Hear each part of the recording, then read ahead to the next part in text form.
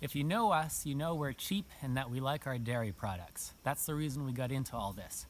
But if you've seen some of our videos, you might be wondering, is it expensive? We'll try to answer that today, but it's a little hard because it really started when we bought a farmhouse.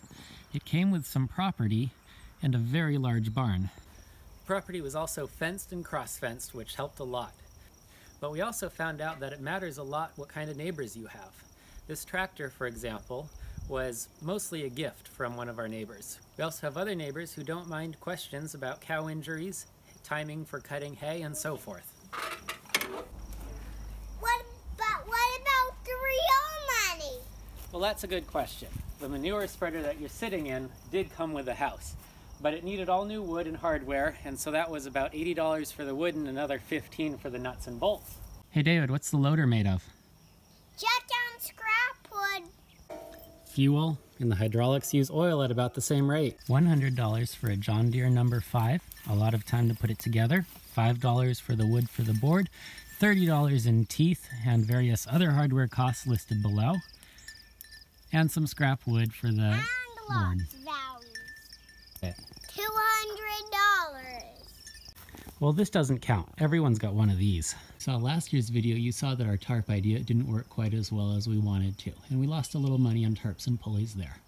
Fortunately, this barn came with this amazing old trolley, which we were able to fix with a little bit of grease and spray paint.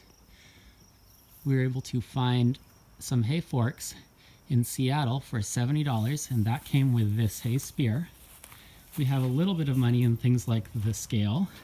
And for $75, we were able to make some hay slings, 2 hay sling sets, which included the $20 a piece release sets, all the hardware and rings and J-bolts for the setup.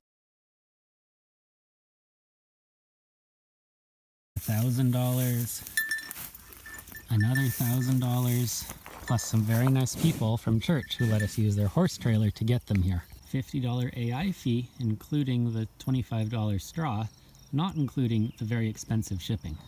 But then it gets a little more confusing because you get into the stuff you don't really need, but it would make life a lot easier. This electric fence, for example, which helps to make sure that the cows eat the pasture a lot more evenly. An auto waterer for the trough and heaters for the winter. $4.70 for the axle rod. The rest was made up from scrap. $50 for the milker plus another $23 in rebuild parts. $60 for the pump and gauges, $130 for tubing and adapters,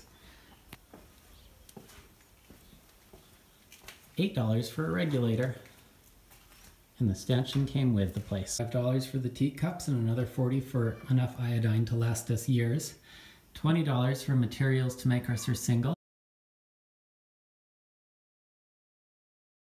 various gifts from a mother concerned about our health and safety.